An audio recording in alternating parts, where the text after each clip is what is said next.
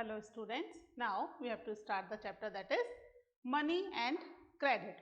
Okay, तो इसमें हमने अभी तक क्या देखा कि किस तरीके से बैंक मनी को यूटिलाइज करता है to save the money of the depositors and on the other hand it provide that money as a loan to the borrowers, है ना। तो इस तरीके से यहाँ पर मनी जो है बैंक से एज अ लोन मिल रही है. The interest rate of that credit is very less compared to the money taken from any of the lender.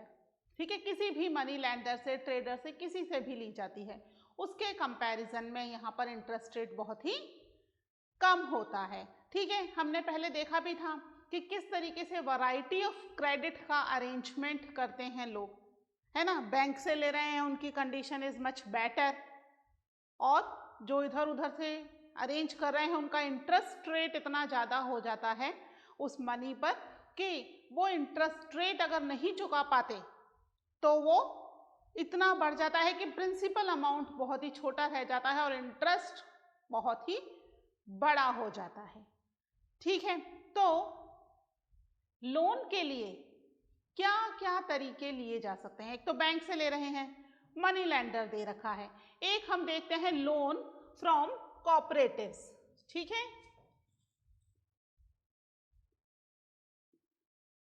Loan from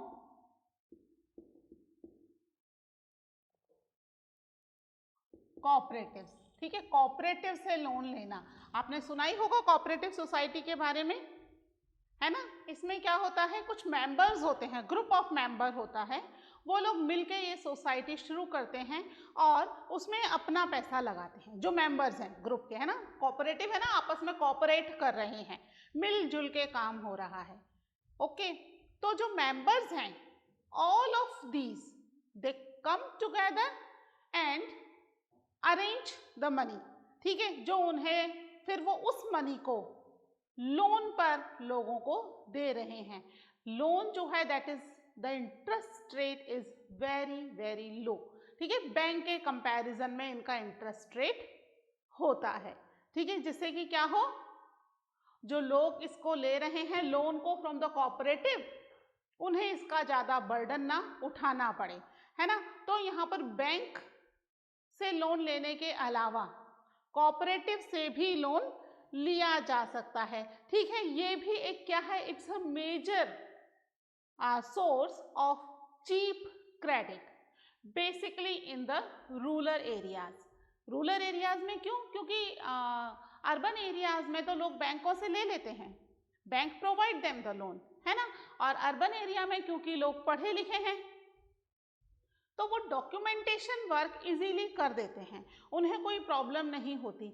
rural areas में लोग जो है they means afraid to fulfil that documentation. उन्हें लगता है पता नहीं कहाँ क्या सिग्नेचर करा के हमारी कौन सी प्रॉपर्टी ये लोग ले ना लें, तो वो थोड़ा सा इससे डरते हैं पेपर वर्क से.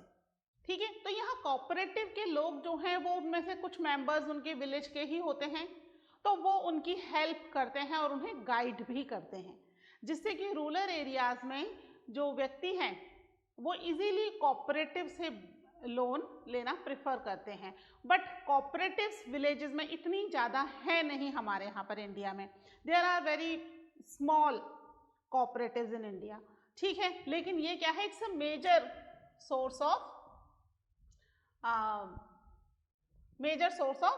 Loan, cheap loan. The major source of cheap credit, है ना. चीप क्रेडिट ही तो चाहिए. चीप क्रेडिट का मतलब क्या हुआ, जहां पे इंटरेस्ट रेट कम लग रहा है. ठीक है, तो it's a major source of cheap credit basically कहां पर, इन द रूरल एरियाज. ठीक है, रूरल एरियाज.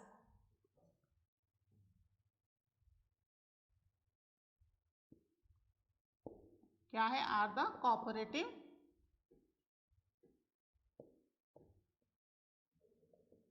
सोसाइटीज. ठीक है, कोऑपरेटिव सोसाइटीज जो हैं they are the source of cheap credit, सस्ता लोन यहाँ से मिल जाएगा लोगों को। ठीक है, अब यहाँ पर क्या होता है कि सोसाइटी के कुछ मेंबर्स होते हैं, ठीक है, वही अपनी इनकम को इसमें पूल करते हैं। ठीक है, क्या हो रहा है,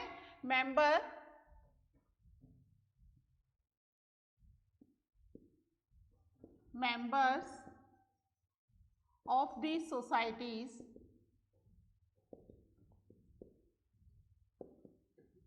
pool their resources।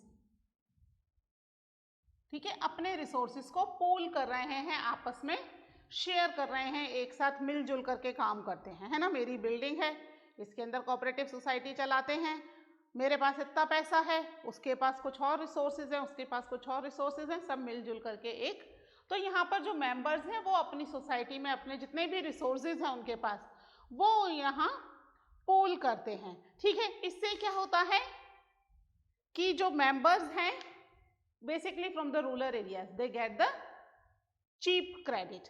ठीक है, चीप क्रेडिट से क्या फायदा मिलेगा उनको कि जो विलेजर्स हैं, rural people, they can take the loan. कई सारी अलग अलग तरह की कोऑपरेटिव्स होती हैं, है ना, जैसे कि फार्मर्स हैं, उन्होंने अपनी खुद की एक कोऑपरेटिव बना ली, यानी मोस्टली जितने भी फार्मर्स हैं उन्होंने अपने रिसोर्सेज पूल किए, अपनी कोऑपरेटिव बना ली कि हम सब फार्मर्स हैं, हम सब अपने रिसोर्सेज पूल करेंगे, है ना, अपना अपना पैसा डालेंगे, डिपॉजिट्स किए अपने पैसे, और फिर जब जिसको जरूरत होगी वो लोन ले लेगा उस पैसे में से। बेशक यहाँ पर इंटरेस्ट रेट भी देना पड़ता है, but that is very less what the charged by the money lender, है ना। लो इंटरेस्ट तो देना पड़ेगा, इंटरेस्ट नहीं देंगे तो इनका जो पैसा है वो बढ़ेगा कैसे, है ना। तो पैसे को बढ़ाने के लिए ये इंटरेस्ट भी ले रहे हैं आपस में एक दूसरे से, है ना, आपस में कंसेंट करके फिक्स कर लेते हैं कि भाई इतना इंटरेस्ट रेट हम आपस में लेंगे, और ये जो लोन है वो मेंबर्स को ही मिल रहा है। ठीक है, यानी अगर किसी भी व्यक्ति को वहां से लोन लेना है तो उसको वहां पर अपना मेंबर बनाना पड़ेगा, कोऑपरेटिव सोसाइटी है। ठीक है, that is basically for the members. तो फार्मर्स की एक कोऑपरेटिव हो सकती है, एक कोऑपरेटिव हो सकती है वीवर्स की, फिशरमैन्स अपनी कोऑपरेटिव बना सकते हैं। मींस जिनको भी पैसे की जरूरत है वो क्या कर सकते हैं, they can pool their resources and make a cooperative. ठीक है, और उस कोऑपरेटिव से क्या होगा, जब भी जरूरत है उस कोऑपरेटिव से पैसा निकाल करके अपनी जरूरत पूरी कर लें, एंड देन फिर उस कोऑपरेटिव में छोटी छोटी किश्तों में वापस से पैसे जमा कराना शुरू कर दें।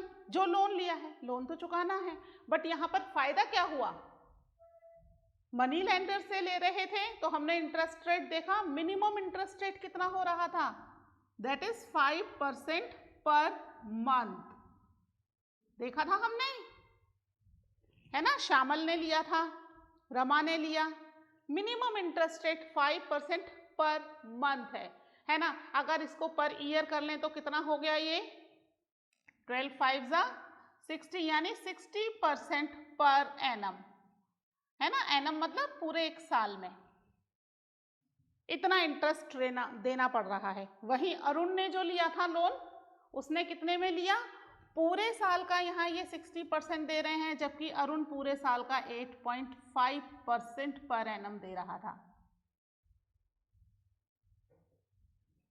है ना। किसका कम हुआ, ऑब्वियसली अरुण का कम हुआ ना, अरुण को बहुत कम देना पड़ रहा है, बहुत नहीं बहुत ही ज्यादा कम, जितना ये 2 महीने में दे देंगे उससे भी कम ये पूरे साल में दे रहे हैं। तो यहाँ पर क्रेडिट का अरेंजमेंट कहाँ से किया जाता है, that is very very important, है ना। अगर रमा और श्यामल भी बैंक से पैसा लेते, या उनके गांव में कोई कोऑपरेटिव होती है, आपस में मिलके वो लोग कोई कोऑपरेटिव शुरू कर लेते, तो क्या फायदा होता, श्यामल और रमा जो डेब्ट ट्रैप में फंसे, रमा तो डेब्ट ट्रैप में फंस गई ना, उसको तो पैसा चुकाया ही नहीं जा रहा, और श्यामल को भी इतना फायदा नहीं हो रहा था जितना अरुण को हो रहा था। ठीक है, तो यहाँ पर ये कोऑपरेटिव सोसाइटी बेसिकली उन्हीं के लिए है जो पुअर पीपल अपना अमाउंट सेव नहीं कर पा रहे हैं, तो एक छोटी छोटी किश्तों में वो अपना एक कोऑपरेटिव बना सकते हैं। ठीक है, तो ये कोऑपरेटिव कई तरह की हो सकती हैं। ठीक है, देयर आर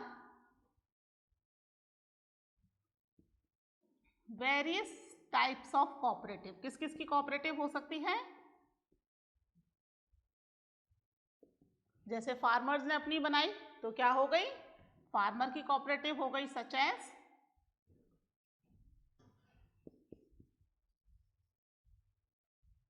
फार्मर्स कोऑपरेटिव, है ना।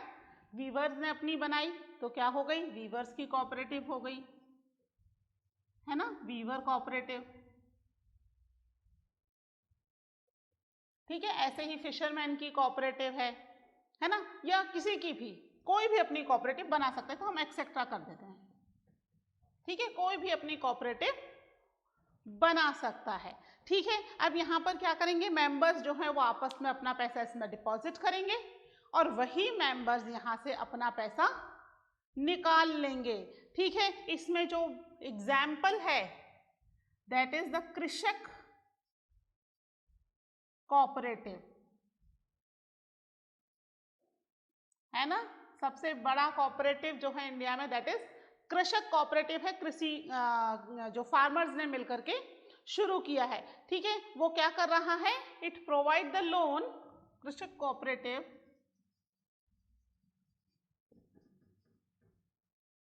Provide the loan for agricultural agriculture implements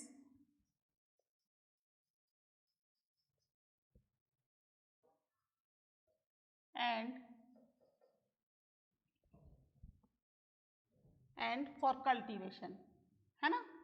cultivation के लिए कुछ भी जरूरत है, इनके लिए ये लोन प्रोवाइड करता है। कृषक कोऑपरेटिव है, कृषक मतलब किसान, है ना, फार्मर्स। तो ये बेसिकली फार्मर्स के लिए ये वाला कोऑपरेटिव लोन प्रोवाइड कर रहा है। ठीक है, तो ये क्या है? Cooperative it's a formal sector to provide the loan. दो तरह के सेक्टर्स होते हैं। हमने देखा ना कि श्यामल और रमा ने मनी लैंडर से लिया, 60% तक का उनको इंटरेस्ट देना पड़ा। अरुण ने बैंक से लिया 8.5। तो क्यों ये मनी लैंडर्स भी 8.5% पर एनम में लोन नहीं देते? बैंक क्यों इतने कम में दे रहा है? क्यों फिक्स है बैंक का? ठीक है, इसके बारे में हम बात करते हैं, आप इसको नोट कर लीजिए एक बार।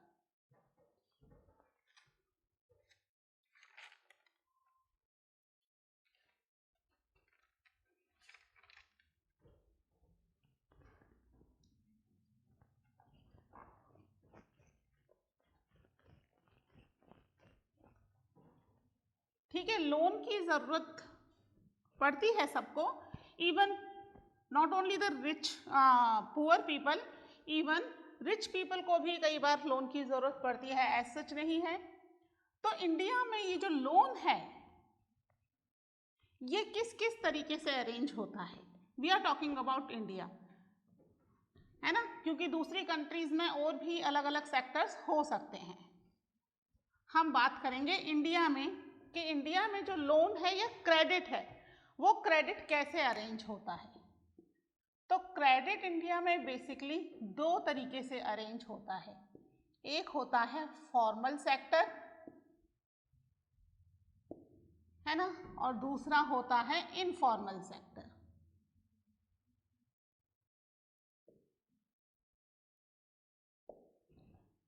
ठीक है, अब फॉर्मल सेक्टर क्या है? फॉर्मल सेक्टर के एग्जांपल्स हैं बैंक्स एंड कोऑपरेटिव। ठीक है, ये एग्जाम्पल है इसके। ठीक है, बैंक्स और कोऑपरेटिव। इनफॉर्मल के एग्जाम्पल्स क्या होंगे? मनी लैंडर्स, है ना, किसी आप फ्रेंड से पैसा ले रहे हो,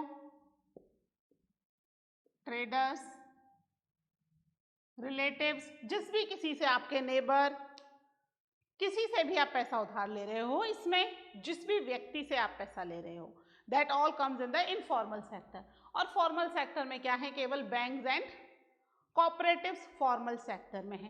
तो इसमें फर्क क्या है, फॉर्मल सेक्टर में इंटरेस्ट रेट लो है, इनफॉर्मल में इंटरेस्ट रेट हाई है। क्यों है ऐसा, क्योंकि हमने देखा कि बैंक से रिलेटेड जितने भी काम होंगे इंडिया के अंदर, that all supervise by Reserve Bank of India, है ना, आरबीआई उनको सुपरवाइज करेगा।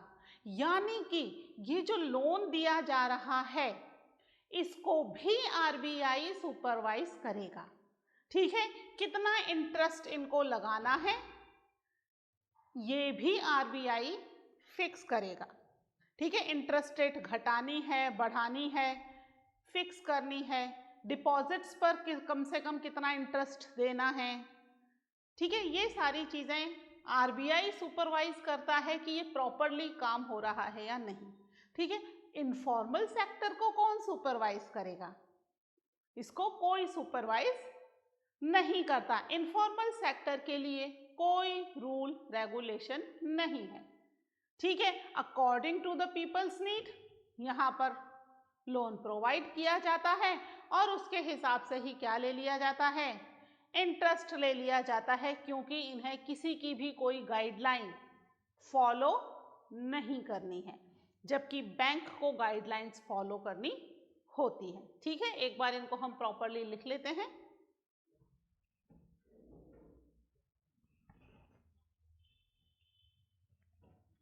ठीक है, कई बार डिफरेंशिएट करने के लिए आता है कि differentiate between formal and informal sectors of credit, है ना, कर सकते हो ना, दोनों में बहुत ही फर्क है, फर्क ही फर्क है ना। तो हम देखते हैं पहले formal sector of credit in India. ठीक है, इस आई को स्मॉल कर देती हूँ, इन इंडिया। ठीक है,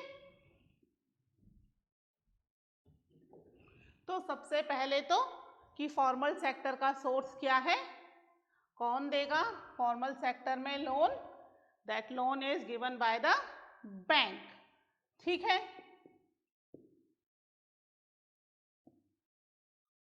banks are the source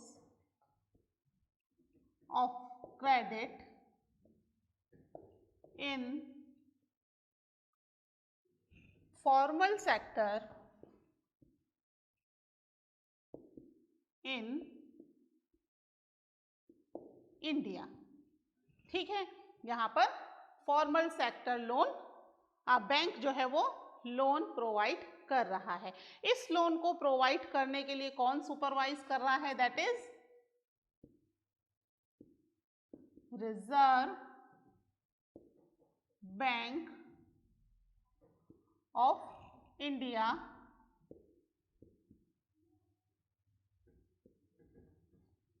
supervise the bank, एक minute,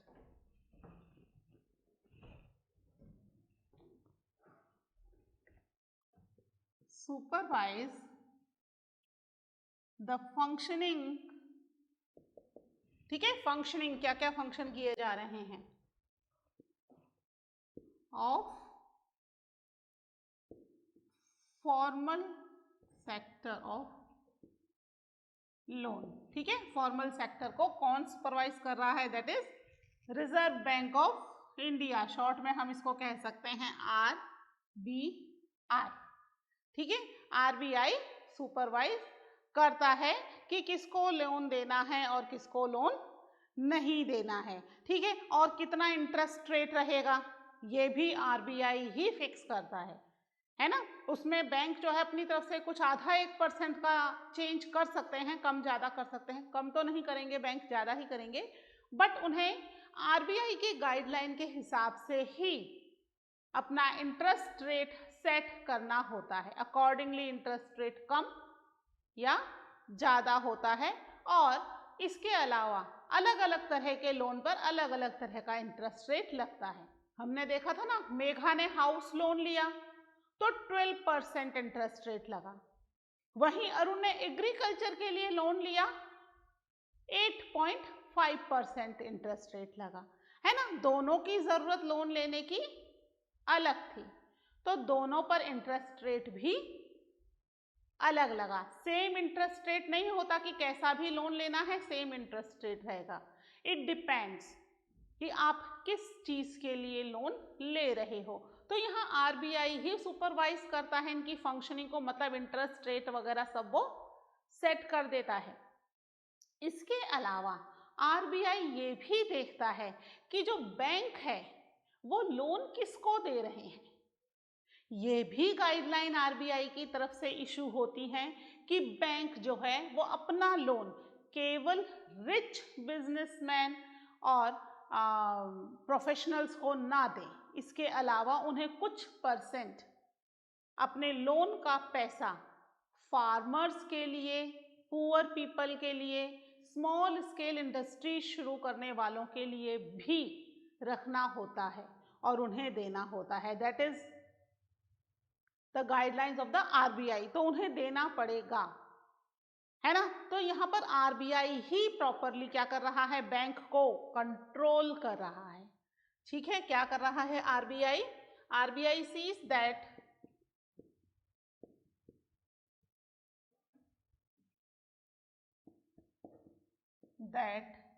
bank provide loan not only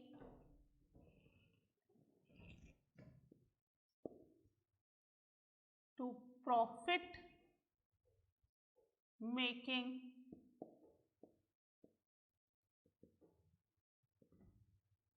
businessmen or traders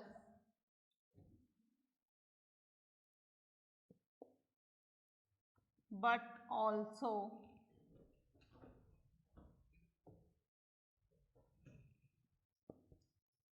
to small scale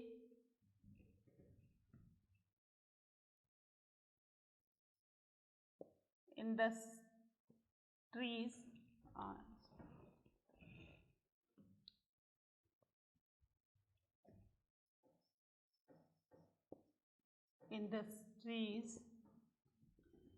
small cultivators, ठीक है, एक्सेट्रा। केवल रिच लोगों को प्रॉफिट मेकिंग को ही क्यों देते हैं बैंक वाले? क्योंकि यहाँ से उन्हें प्रॉफिट मेकिंग से उन्हें लोन टाइमली वापस मिलता है विथ प्रॉपर इंटरेस्ट रेट। यहाँ स्मॉल स्केल इंडस्ट्री और स्मॉल कल्टीवेटर्स में कई बार टाइमली लोन वापस नहीं मिलता। भाई स्मॉल कल्टीवेटर है, अगर क्रॉप खराब हो गई तो, स्वप्ना का एग्जाम्पल देखा था ना हमने, क्रॉप खराब हो गई तो क्या होगा, तो वो लोन नहीं चुका पाएंगे, उल्टा और लोन मांगेंगे।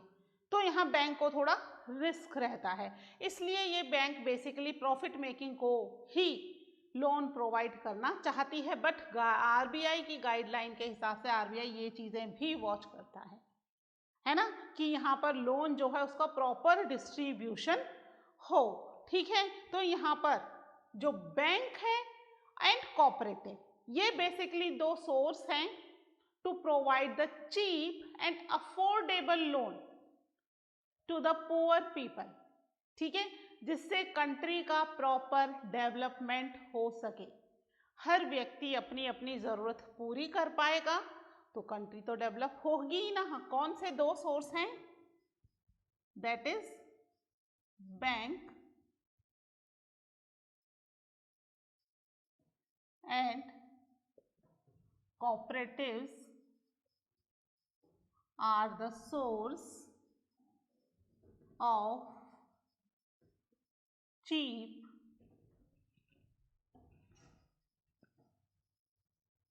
and affordable लोन नहीं, क्रेडिट कर देते हैं इसको, अफोर्डेबल क्रेडिट्स इन इंडिया। ठीक है, basically it is contribute in the development of the country also. तो this is the about the formal sector. ठीक है, फॉर्मल सेक्टर में बैंक और कोऑपरेटिव दो ऑर्गेनाइजेशन है विच इज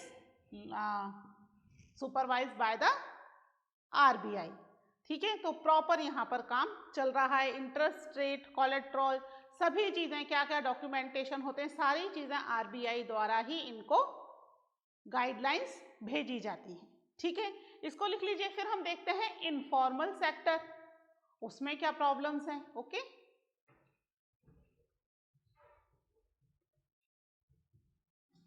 ठीक है, इसको रब कर रही हूं मैं।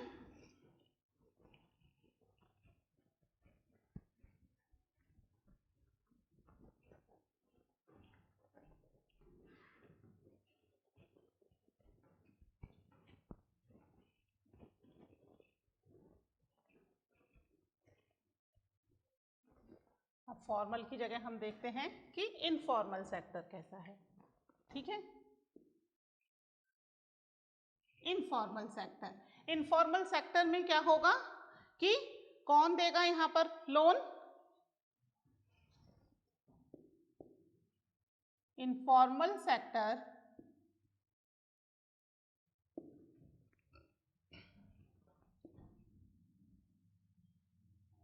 include money lenders,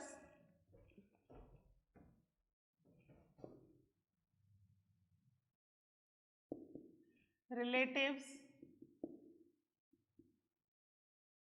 employees etcetera. ठीक है, इनमें से किसी से भी लोन लिया जा सकता है। यहाँ पर लोन की जो इंटरेस्ट रेट है दैट इज नॉट फिक्स। क्यों नहीं फिक्स? Because there is no organisation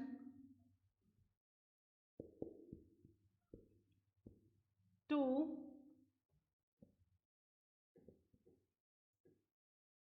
supervise the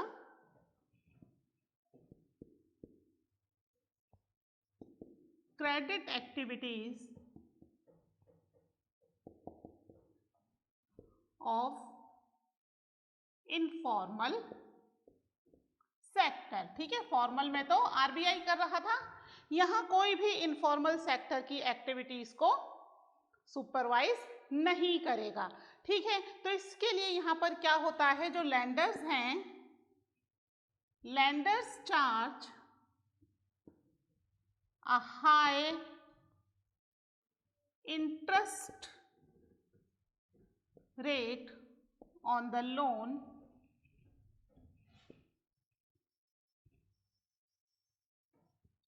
from the borrower. ठीक है, बोरोअर से वो अच्छा हाई इंटरेस्ट रेट चार्ज करते हैं और वो जो पैसा है नहीं चुका पाने की कंडीशन में बोरोअर किस में फंस जाता है? ठीक है, डेब्ट ट्रैप में। If borrower unable to repay the loan then he is in debt trap। ठीक है, पैसा बढ़ता चला जाता है और वो लोन प्रॉपरली चुका नहीं पाता है, डेब्ट ट्रैप में फंस जाता है। This is about the informal sector. फिर हम देखेंगे इंडिया में इनफॉर्मल सेक्टर और फॉर्मल सेक्टर से कितने कितने लोग बेनिफिटेड हैं, but that we will study in the next lecture. Okay, till then take care, bye.